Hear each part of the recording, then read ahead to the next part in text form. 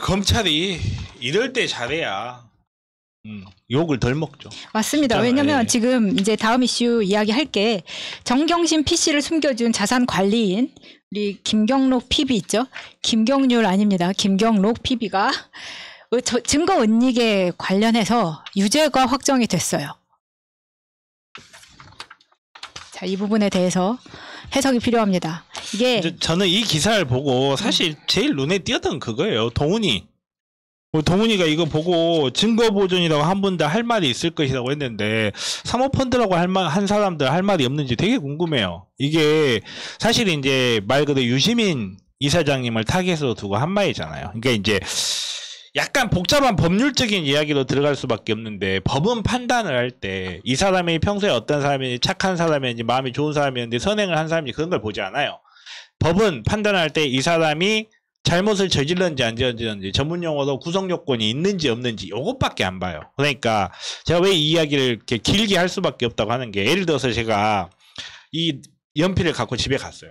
집에 갔는데 내가 나쁜 마음으로 갖고 간 거야. 연필이 있네? 내가 이거 좋아 보이니까 갖다 쓸래? 하고 갖고 간 거야. 근데 갖고 갔다가 집에 갔다가 생각을 해보니까 이러면 안 되지 하고 갖다 놨어요. 갖다 놨는데 그새 마찬가지로 고소장을 접수를 해버린 거야. 그러면 법원에서 판단하는 거는 불법 영득 의사로 남의 점유를 이탈시켰으니까 절도다, 유죄 이렇게만 판단을 해요. 그러니까 정경심 PC를 숨겨준 자산관리인이 증거 은닉으로 유죄다라고 이야기를 하지만 이게 어떤 구조냐면 우선 법원의 판단은 그래요. 일단 하드디스크를 숨겼으니까 그리고 이 숨겼을 당시에 증거를 은닉할 의도가 있었던 걸로 보인다. 이거는 어디까지 법원이 판단할 수밖에 있었던 걸로 보인다. 따라서 유죄 이렇게 판단한 건데 결국은 사실은 알고 보면 이 모든 증거들은 사실 이분이 검찰에 제출했어요. 그리고 이 자료들이 결국 재판에도 어느 정도 반영은 됐죠. 그러니까 사실 제가 알고 있기로는 이 안에 쓸만한 자료는 없었던 걸로 알고 있어요.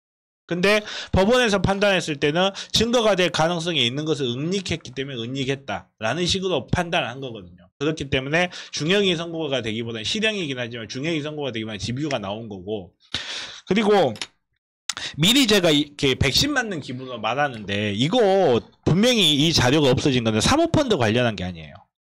사모펀드 관련한 증거를 은닉하려고 한 게 아니고 지금 유죄 판단이 내려진 부분은 입시 비리에 관한 것을 은닉하려고 했다 이렇게 판단이 난 거예요. 제가 왜 이 이야기를 하냐면 틀림없이 조중동에서는 이 두 개 이야기를 교묘하게 섞어서요. 사모펀드가 무죄가 난 거는 증거를 은닉했기 때문에 이런 식으로 나오려고 할 거예요. 조만간 그렇게 나올 거예요. 미리 제가 예언합니다. 그런 식으로 나오는 거 되게 조심해야 되고 또 나중에 지금 항소심에서 제가 생각했을 때는 상당 부분 입시 관련해 상당 부분 재판 내용이 바뀔 거라고 저는 판단하는데 그 부분이 됐을 때도 또 증거가 은닉됐기 때문에 유죄 판단을 내릴 수가 없었을 것이다라고 또 이렇게 보수 언론에서는 몰고 갈 거라고 저는 예측이 돼요. 그래서 미리 말씀드리는데 사모펀드 관련된 증거가 아닙니다. 그리고 이 증거들은 모두 법정에 제출이 돼 있습니다. 사실 안에 뭐가 없었어요. 아니 근데 이 컴퓨터는 사실 이때 압수수색이 들어올 것 같다라는 생각에 검찰에서 어떤 지금 동양대 PC 하나 오염시킨 것처럼 자기들이 USB 꽂았다 빼고 막 이런 거를 했었잖아요. 동양대에 있던 PC에 대해서는. 그것처럼 그걸 막기 위해서 어떤 안에 있는 컴퓨터 안에를 이미징화 시켜서 사진 찍는 그런 거를 했다고 알고 있거든요. 근데 그 정도는 우리 법은 자신의 범죄와 관련해 증거를 감춘 것을 처벌하지 않습니다. 이건 사실 증거를 감춘 게 아니라 예방하는 차원에서 했다고 생각이 드는데 김경록이 이런 식으로 해서 유죄를 받았다고 하니까 굉장히 당황하시는 분들이 많거든요. 근데 그렇게 치면은 사실 동양대 PC는 영장 없이 마음대로 가져간 게 검찰이 한 짓이잖아요. 자기들이 한 짓도 그렇기도 하고 그다음에 올해 3월에 윤 총장이 그만두자마자 코바나 컨텐츠, 자기 집 아파트 지하에 있는 상가에 있는 코바나 컨텐츠를 방문을 했어요. 그때 당시에도 이미 코바나 컨텐츠가 전시 협찬금 뇌물 의혹이 있을 당시거든요. 그러면 본인들이 이렇게 방문하거나 아니면은 PC를 마음대로 가져가거나 이런 것도 사실 문제인데 이렇게 치면. 그러니까 그게 문제니까 우리가 검찰 개혁을 해야 된다고 하는 거죠. 자기네들과 다른 잣대를 항상 갖다 대니까. 그리고 사실 이게 말씀하셨다시피 검찰이 그런 행동을 하는 것, 검찰이 이렇게 이렇게 정당하지 못한 행동을 하는 것에 대해서는 법원이 한없이 관대해요. 그리고 법원이 안 관대해봐야 소용이 없어. 왜? 검찰이 기소를 안 하거든. 자기네들이 셀프 기소를 절대 안 하니까.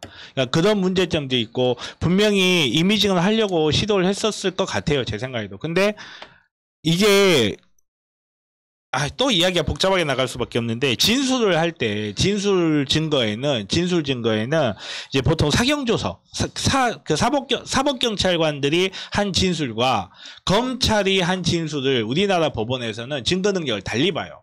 사법경찰관에서 한 진술은 증거 능력이 없다라고 보는 반면 검찰에서의 진술은 증거 능력이 있다라고 봐요.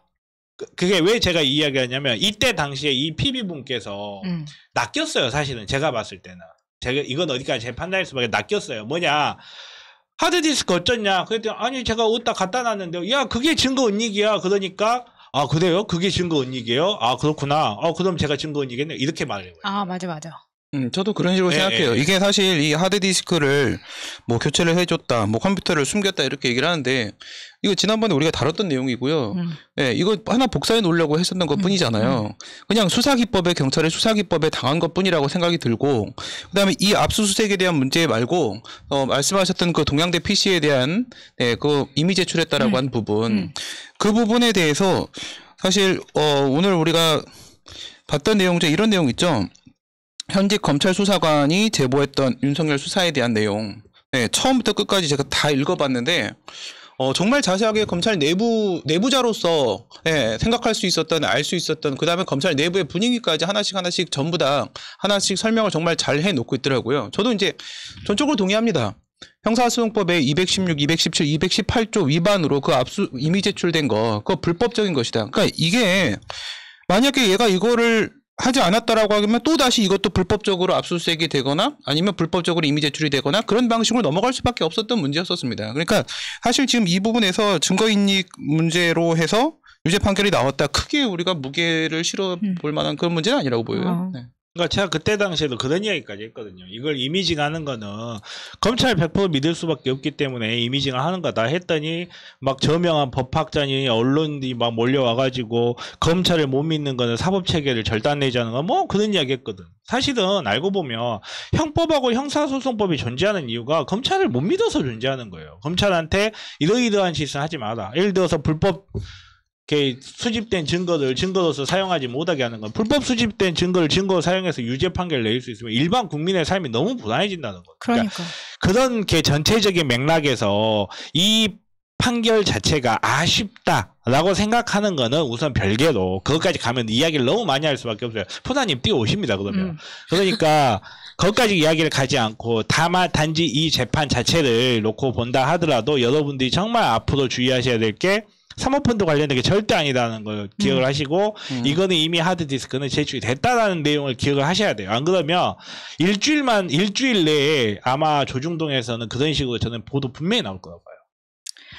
맞습니다. 그래서 이 사람들을 본인들은 또 얼마나 깨끗한가 지금 서초동에 나가 계시는 푸른나무 특파원님께서 자기가 지금 여기 와보니까 여기가 바로 아크로비스타 앞이다. 라면서 성지순례를 하시고 사진을 찍어서 보내셨어요. 그래서 지금 그 사진들을 보면서 우리가 아직 이제 구속 안 되셨어요?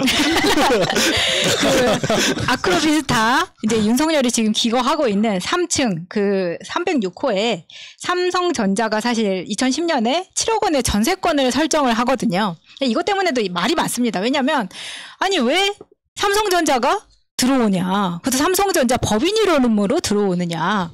그리고 시세보다 그러니까 시세보다 싸게 김건희가 이제 펜트하우스로 올라가잖아요. 3층에서 17층으로 이렇게 올라가는 과정들이 또 김건희가 그 시세보다 싸게 전세로 올라가면서 8억 5천에 17층 펜트하우스 전세로 들어가고 나올 때 다음 전입자는 전세로 들어온 사람은 16억에 들어가거든요. 그러니까 확실히 김건희는 어딜 가든 반값에 들어가는 거예요. 물론 3층을 분양받을 때도 그렇고 그런 얘기를 좀 나눠보도록 하겠습니다. 이건 뭐 설명이 안 되는 부분이죠. 까놓고 얘기해가지고 지금 이 사람이 306호 3층에 있었는데 위로 올라가잖아요.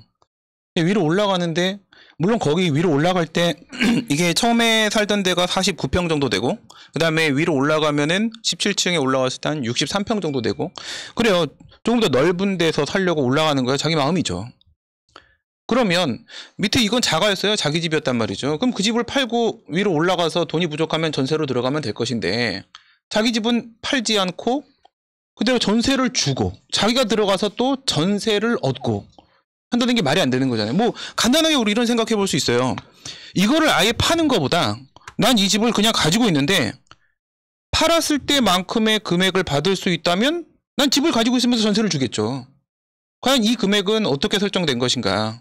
그러니까 딱 봤을 때 눈에 보이는 건 내 집을 안 팔고 가지고 있으면서 전세를 줬을 때 이게 상당히 뻥튀기가 돼 있고 올라가서 전세를 얻을 때는 그 금액이 상당히 축소가 돼 있고 이런 상태로 중간으로 모이고 있다라고 밖에는 보이지 않는 그런 현상이라고 보여요. 안 그러면 누가 이걸 실현시킬 수 있는 사람이 세상에 어디 있습니까? 불가능한 얘기죠. 지금 보시는 것처럼 아크로비스타가 이제 이런 식으로 되어 있는데 아마 그 펜트하우스도 찍어서 보내신 사진이 있습니다. 좀 높은 곳에서 찍어서 올리셨더라고요. 부장님 지금 여기 순례 중이세요? 저는 약 5시간 전에 저기 1층에 있는 커피숍에서 커피를 마시고 왔습니다. 아니 저는 이걸 보면서 언뜻 이해가 안 가는 게 그러니까 언뜻 이해가 안 간다는 말이 무슨 말이냐면 그러니까 구조가 머릿속에 싹 들어오지 않아요. 그러니까 무슨 불법적 구조가 어디 있으면 그냥 눈에 들어왔을 텐데 그게 잘 안 보여요, 사실은. 근데 그렇기 때문에 이게 무슨 불법의 상징이라든가 이런 말을 아직은 못 하겠어요. 아직은 못 하겠는데 제가 이 기사를 봤을 때 가장 웃겼던 내용은 뭐냐면요. 왜 갑자기 삼성전자 엔지니어가 김건희 씨 집에 들어갔다는 이야기가 지금 나오냐는 거예요. 사실 이 아파트 전세권에 대해서 삼성이 전세를 설정했던 이야기는 꽤 오래전부터 있었던 이야기거든요. 그렇죠. 거기에 대해서 어떤 해명도 없었어요. 지금까지는. 근데 1년 이상 지난 시점에 갑자기 삼성 엔지니어 때문에 삼성이 거기에다가 전세권을 설정을 했다. 이 이야기가 나오는데 이 말이 해명이 나오는 시점에 저는 오히려 더 재밌다는 느낌이 좀 들더라고요. 아니 이 생각을 해보세요. 만약에 지금 이게 17층 올라갔을 때 금액이 약 16억 정도라고 했잖아요. 근데 8억에 들어갔지 않습니까? 거의 반으로 후려쳤어요. 그러면 이 3층에 원래 가격이 얼마인지는 모르겠지만 만약에 그거를 전세로 내놓는다라고 했을 때 그게 막 4억 정도 된다고 생각을 해봅시다. 4억 정도 되는데 그거를 7억으로 삼성한테 전세를 줘서 뻥튀기를 해버린다면 보세요. 16억이 8억으로 내려오고 4억이 7억으로 올라가게 되면 이 7억과 8억 사이에 거의 금액의 갭이 없어집니다. 그러면 이 7억을 받아서 이 8억으로 들어갈 수 있다는 상황이 돼요. 그런데 내 집은 그냥 갖고 있는 상태가 되는 거예요. 그럼 이 내 집을 그대로 갖고 있는 건 나중에 또 집값이 오르게 될 거라고요. 이거는 정말 파레토 최적이에요. 아니 그거는 저는 거기까지 가는 건 조금 무리라고 생각하는 게 사실 돈을 좀 가진 사람들이 그런 식으로 재테크를 하시는 분들 꽤 있어요. 그런 방식으로 내 집 가지고 있고 거기는 따로 전세 임대 등을 주고 우리 유명하신 분 있잖아요. 저는 임차인입니다 하셨던 분. 그러니까 그런 분처럼 이렇게 그런 식으로 투자를 하시는 분들이 꽤 있기 때문에 그것만 가지고 이게 무슨 이렇게 음험한 냄새의 정황이 있다 뭐 이렇게까지 단정적으로 말은 못할 것 같아요. 물론 이제 저의 그 가슴속 깊은 곳에서 우러나오는 그분에 대한 이 깊은 존중 때문에 그럴 수도 있는데 아무튼 그런데 지금 이 시점에 나온 해명이 영 석연치 않다는 게 더 좀 재밌다는 거죠. 아니, 그렇죠. 그게 윤희숙 같은 경우에는 원래 집을 2채, 3채 이렇게 가지고 있다가 하나를 팔고 그리고 나서 하나를 전세를 들어간 이런 상황이죠. 그러니까 전세 임차인입니다라고 할 때도 원래 자기 소유의 집도 또 따로 있고 그 다음에 전세 들어간 것도 있고 뭐 이런 상태인데 근데 윤희숙을 우리가 비판하는 지점하고 지금 이 윤석열 부부를 얘기하는 지점은 저는 좀 다르다고 생각이 들고요. 윤희숙 같은 경우에는 사실 임차인의 서름을 이야기하는 것이 아니라 나는 여러 가지 집 중에서 전세 들어간 집도 있어. 그냥 이거를 말장난 쳤다는 거에 대해서 도덕적인 문제를 제기하는 것이고요. 근데 윤희숙이 만약에 그런 걸로 재산 증식을 위한 재테크 방법을 썼다라고 한다면 그건 솔직히 이해는 돼요. 재테크 그 사람의 그 임차인이라는 표현의 도덕성에는 문제가 있지만 그걸 재테크한 방식에 대해서 자기 재산을 운영한 방식에 대해서는 이해가 돼요. 그런데 지금 이 문제 같은 경우에는 정상가로 시세로 지금 들어가고 팔고가 아니라고 보여진다라는 거죠. 딱 눈에 보인 게 아니 16억짜리를 뭐 1억 정도 깎아주는 것도 쉽지가 않은 부분인데 16억짜리를 8억에 줬다라는 거예요. 이건 말이 안 되는 얘기가 되는 거거든요. 네. 근데 이제 사실 이 아파트 3층을 구입할 때도 사실 양재택의 지인인 양주 수입업자로부터 2006년에 구입을 했는데 이 사람이 바로 제이슨입니다. 이 사람이 제이슨이에요. 13일에 금요일에 나오는 그 제이슨? 그리고 나오는 애들. 그러니까 양재택의 인터뷰에서는 제이슨이란 사람이 뭐 김건희를 좋아해가지고 뭐 어쩌고저쩌고 막 이렇게 이야기를 했었잖아요. 근데 이 사람이 바로 제이슨이고 사실 어떤 자료들에 의하면 그 정대택 아저씨의 자료들에 의하면 이 제이슨이 특별 분양을 받았지만 그게 원래는 양재택이 구입한 거나 마찬가지라는 이야기가 자료에 남아 있는 게 있거든요. 그런 식으로 의심이 되는 상황이다. 그래서 양재택이 구입을 했고 이제 그게 김건희한테 넘어간 것으로 추정이 된다. 라는 이야기. 뭐 그런 얘기가 있죠. 판검사들에게 특혜 분양이 나오는 것을 양재택이 하나를 업었다. 충분히 그럴 수 있습니다. 양재택 그 우연히 위아래집 이렇게. 그건 우연히 위아래집 박형준. 우연이네 그럼 이것도 네. 우연이네. 그러니까 자기들은 이렇게 고가의 아파트 펜트하우스에 살면서 이제 그 조국 장관의 재건축될 아파트에 대해서 언론들이 써제낀 거를 생각하면 다시 한번 열받고요. 본인들이 이러한 때가 다 묻어있는데도 불구하고 누구를 비난할 수 있나 이런 것들이 계속해서 나오는 상황이기 때문에 새날은 야권의 대선 주자로 꼭 윤석열이 돼야 된다 이런 입장을 저도 강력하게 지지합니다. 네. 근데 저는 저도 대선 전날 혹은 그분이 구속될 그럴 리가 없지 생각해보니까 그날까지 저 윤석열 지지하게 됐습니다. 근데 되게 신기하지 않습니까? 김건희가 만난 사람들은 다 옷을 벗어요. 김건희가 잠깐만 있어봐요. 그게 무슨 의미입니까? 옷을 벗는다 무슨 의미입니까? 정확하게 해주십시오. 코미디가 아니고요. 네, 코미디 얘기하는 게 아니라 검사 옷을 벗는다 이거예요. 양재택을 만났을 때 그리고 윤석열을 만나게 되는 시점 크게 시간 차이 나지 않습니다. 양재택이랑 헤어지고 그 다음에 윤석열한테 넘어가요. 근데 양재택한테 지금 이 아크로비스타 문제 그 의혹이 사실이라고 한다면 양재택 집을 이 제이슨이라는 사람 이름으로 명의로 특혜 분양을 받아놓고 그거를 다시 김건희한테 넘기는 이런 이제 과정을 겪게 되는 거잖아요. 이렇게 양재택이 얻어갈 수 있었던 건 이 사람은 다들 아시다시피 검찰총장 순위의 물망의 1순위였습니다. 1순위였던 사람이 이 김건희와 최은순 문제에 이제 뒤를 봐주다가 그 의혹들이 커지고 하면서 양재택이 어떻게 돼요? 승진이 아예 안 되는 상황이 됩니다. 검사장까지도 못 가요. 김건희, 최은순 도와주다가 양재택은 승진을 아예 못하다가 자기 후배가 내 위로 치고 올라가니까 어쩔 수 없이 옷 받고 나왔어요. 찐 사랑이네. 네, 진정한 사랑이죠. 그리고 나서 그런 오빠가 있었으면 좋겠다. 그 다음에 윤석열한테 간 거야. 윤석열한테. 근데 윤석열도 결국 김건희를 만나고 나서 지금 자기 꿈은 대통령인지 모르겠는데 김건희하고 최은순 뒤를 봐주다가 지금까지 봐줬잖아요. 그것들이 이제 하나씩 들통이 나게 될 거고 그렇게 되면 윤석열은 옷을 왜 벗은 거야? 대통령도 못하는데 양재택도 윤석열도 이렇게 되면 결국 김건희한테 전부 이용당하고 토사구팽당하는 아니 김건희의 그런 구조는 아닐 거라고 생각합니다. 아니 김건희의 작은 할머니가 그렇게 얘기했잖아요. 양 검사가 건희한테 꽉 잡혀 있다. 어딜 잡혀 있는지 모르겠지만 아무튼 꽉 잡혀 있다. 네? 이런 걸 보면은 훈아님 빨리 오셔야 될 것 같은데 방송이 지금 산으로 가. 윤석열도 그런 상황이 아닌가라고 생각을 해보고요. 네, 이 이슈는 여기까지 하도록 하겠습니다.